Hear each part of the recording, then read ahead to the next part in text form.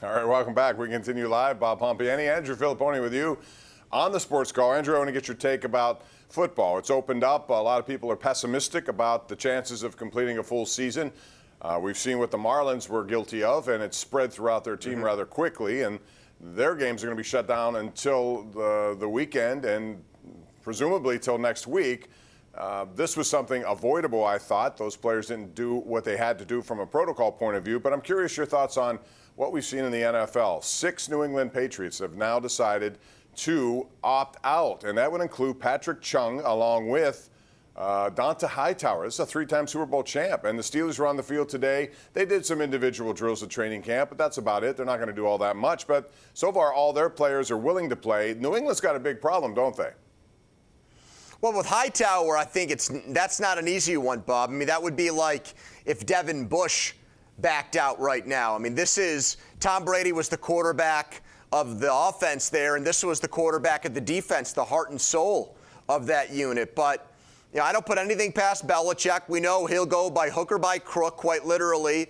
He'll do what he have to do, beg, bargain, and steal, cheat his way to victory if he has to. And I don't say that lightly. I honestly believe that with him. And so I think they'll find a way to get through it. He's one of the greatest defensive coaches of all time. But this is even before injury, and this is an injury-riddled sport, Bob. You know, they're already losing starters, right tackle, safety, linebacker.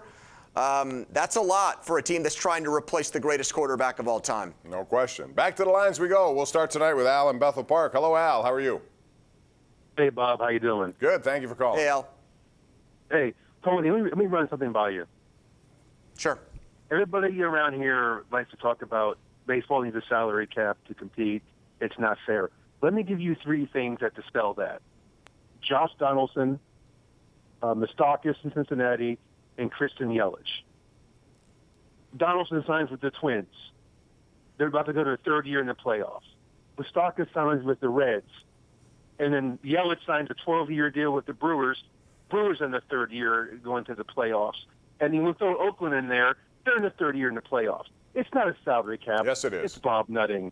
Well, no, that's true. I mean, and the salary cap, thanks for the call out, in my opinion, gives owners like Bob an opportunity not to spend because you don't have to really do anything other than, you know, do what you want.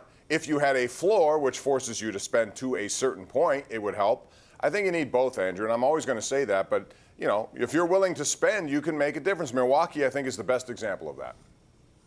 Well, those teams, to the best of my knowledge, haven't won the World Series. In Minnesota's case, since the 90s, since '91. Oakland? You know, the Oakland since, you know, the Bash brothers were there in the late '80s. Joe Rudy. So it's not, it's like these teams have, what I like about Cincinnati and Minnesota is that they built a core, they built a foundation, and then they supplemented it with big signings. And in both cases with the Brewers and the Twins, they also shelled out money to keep their own. The Brewers gave Ryan Braun a big contract. The Twins gave Joe Mauer a big deal. And Bob, it didn't kill either one of those teams. You used to hear Neil Huntington say, well, if we give Andrew McCutchen a big contract and it doesn't work out, we're dead in the water for years. Well, that's not true.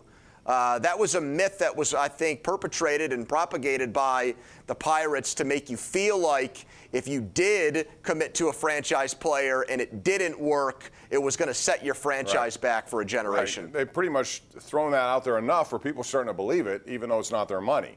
And that's my thing. It's not their money, so therefore you should want them to spend it. At least, you know, similar to what Cincinnati now has done, what Milwaukee has done, what Minnesota has done, what Cleveland has done. They're not afraid of doing that, and you have to do it. Can you imagine Garrett Cole here? And I know they never would have signed him, but they could have if they wanted to, along with Tyler Glasnow, Jamison Tyone, and whatever else you want to put after that.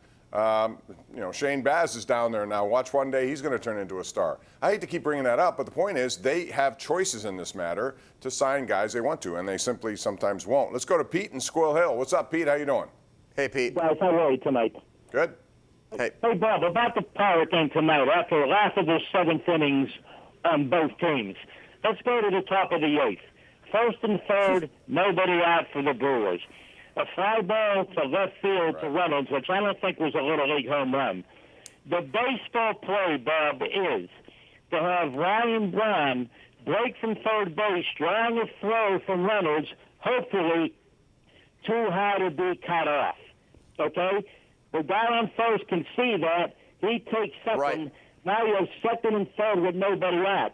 The coach Yep. of the Brewers, the third base coach, he doesn't understand baseball one-on-one.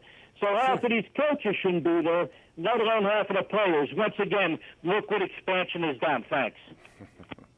He always does the mic drop, Andrew. Boom. Phew. Here's my point. I hang up. Go ahead. Well, in that situation, I would not let a guy like Jeff Hartlieb off the hook if I'm the Brewers. And the last thing I want to do is make outs on the bases, and that includes getting thrown out at home plate.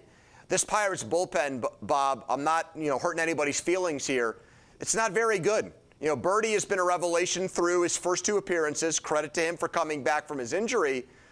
And Brubaker was very good in St. Louis. But outside of that, I mean, these guys are a lip match to gasoline. And so if I'm Milwaukee after last night, no, I'm playing it conservatively. I do exactly what Pete said. I have Braun go halfway, draw the throw, try to move the runner up to second, and have second and third with 1 out. That's the play. Right. Yeah, their bullpen is going to be a mess largely. They just don't have enough pieces there. With Kell out, they really don't. Crick goes out now on the 10-day. So you're looking at what you're looking at. A lot of young guys anchoring the back end of it. We'll see, but I agree with that. And Braun is just not the kind of guy I would send anywhere. That was shallow enough where I wouldn't have even challenged that throw. But they did, and they paid the price for it. And they had fundamental breakdowns all over baseball. It's not just in Pittsburgh you see it. Milwaukee's had it as well. Alex in Mount Lebanon joins us right now on the Ireland Contracting Nightly Sports Call. Hi, how are you doing tonight? Good, thank you. Hey, man. The Pirates did good and all, but I'd say they need to work on giving up less walks. That's an understatement. That 1 inning went walk, walk, walk, walk, double walk. I mean, I thought at that point that game was completely over, Andrew. It was 6-2. It should have been more. They ran themselves out of the inning that way, too. They did, and they don't have the type of lineup where I look at them and say they can make up a 4-run deficit with, say, 9 outs left to go. So I do, in that respect, give the Pirates credit for chipping away and letting the Brewers have their own self-inflicted wounds and find their way to crawl and scratch and claw their way back in the game. Bob, they needed to even out what happened last night. That's a game you should never lose.